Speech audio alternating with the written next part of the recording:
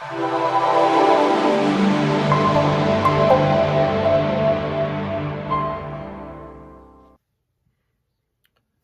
cracking, everybody? I know it's been a couple weeks since I made a video, um, and I decided because a lot of people have asked about this video. I told this story about almost 2 years ago, probably. Um, then I deleted the video. You guys that have been around for a long time, you guys know I've deleted a lot of videos. You guys got mad at me, so I stopped deleting them. Um, But this story, I don't remember exactly what motivated me last time to tell a story. But it was probably had something to do with the comment section or something. I don't know. But it really boils down to a lot of people have a misconception about um, how things really were in the joint.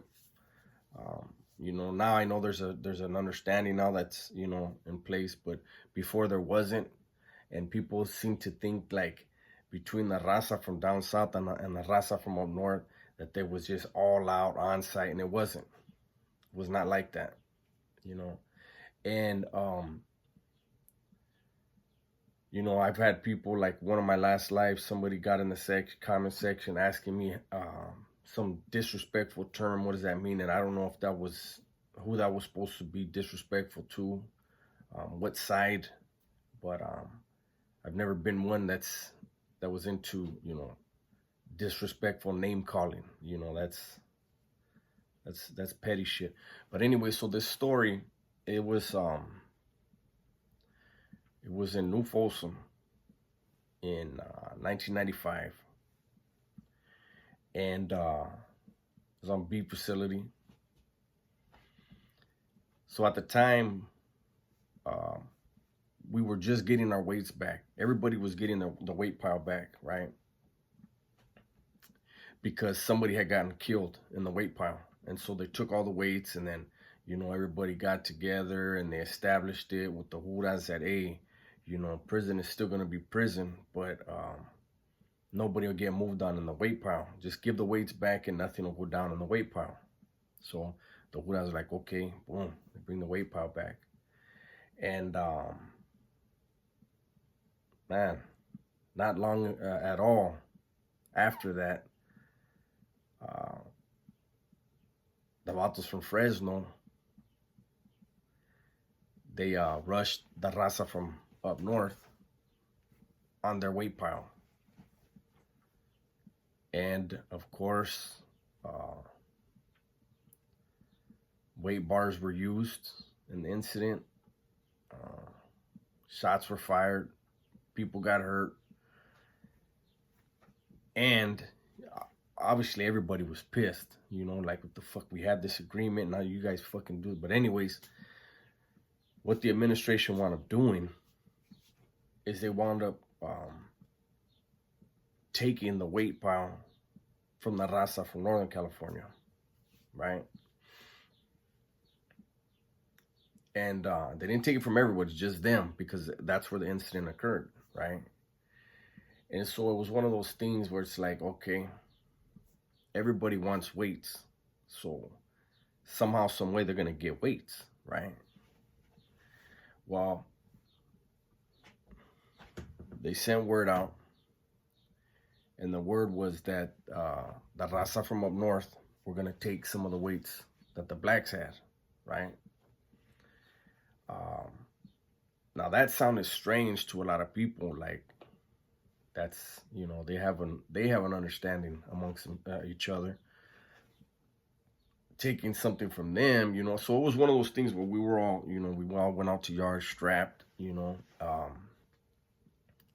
just everybody on your toes. Let's see what plays out. So yard release, boom, we all go out to yard, and everybody's just scanning the yard, and next thing you know, you see all of the black factions, all of them, start surrounding the table where the Raza from up north, their table. And they all start surrounding them. My Sally happened to be somebody with a voice on the yard.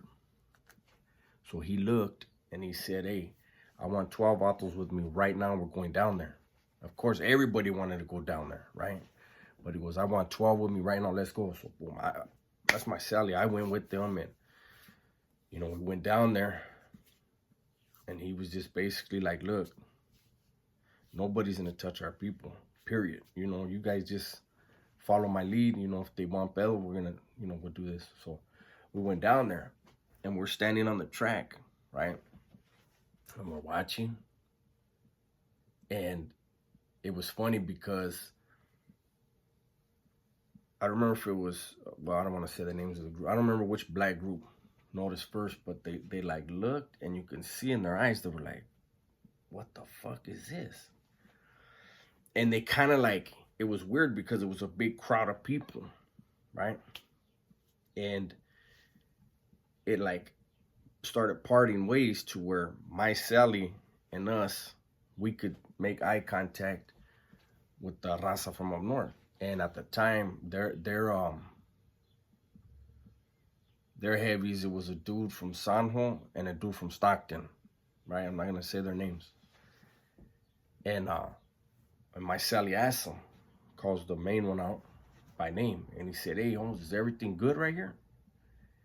And you could see in his eyes, in his homie's eyes, like, that's his trip. And he was like, he's Mexicano, he's pride, he's got pride, and he's like, yeah, everything's good, eh? And my Sally was like, are you sure? And he said, yeah, we're good, we got this. And my Sally said, well, you know what? I don't like the numbers right here. I don't like the way this looks, so we're gonna go ahead and stand here until all this is over with. And everybody knew what that meant. If one of them was touched, we were all gonna come out with our shit, and hey, whatever was gonna happen was gonna happen. But it wasn't even a minute later. Everybody peeled away from that table, and once we saw everything was good, we walked off. Everybody went back to normal. But it just, it's one of those things where, like, I like to try to dispel certain notions. You know what I'm saying? Like, there was another time where I was going back to Pelican Bay, right? And we laid over in Tracy, because a lot of times you're going to lay over in San Quentin or Tracy when you're headed back up there. And I got put in a holding tank, right?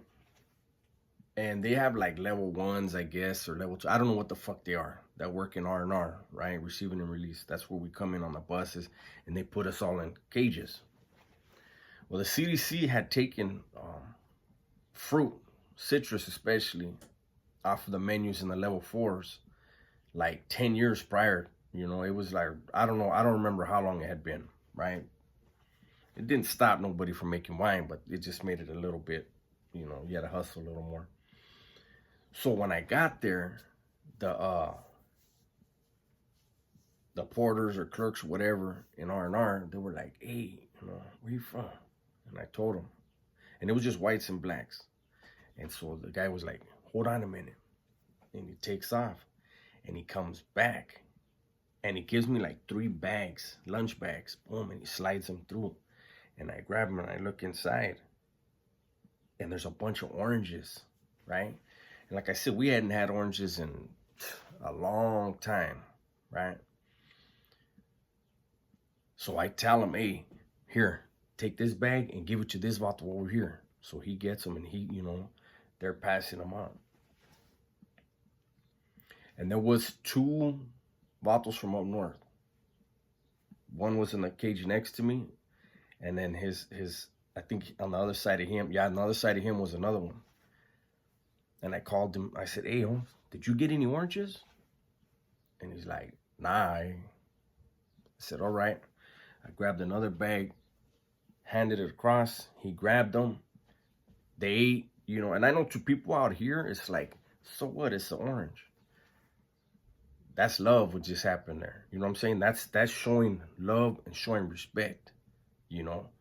Um, when you haven't had something in 10 years or whatever, 8 years, whatever it had been at that point, right? But then you get it, you know. I don't know, it's hard to explain, um, but that was just the way I was brought up in there. You know, raza is gonna be raza no matter what. We all have, you know, whenever there's a misunderstanding, you know, it gets dealt with, and then it goes back to just business, right? And so this story probably isn't as in depth as it was last time.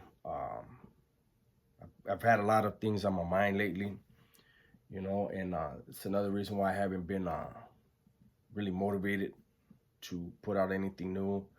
But I will say I see Gil, you know, he put out a video the other day. I see Sonny putting out stuff every day, and that's why that's why I watch them, because I need that motivation, you know. It's just hard for me to come up with ideas that I think um, would entertain you guys. You know, I don't want to waste your guys' time. But it is what it is, right? All right, with that, I'm out.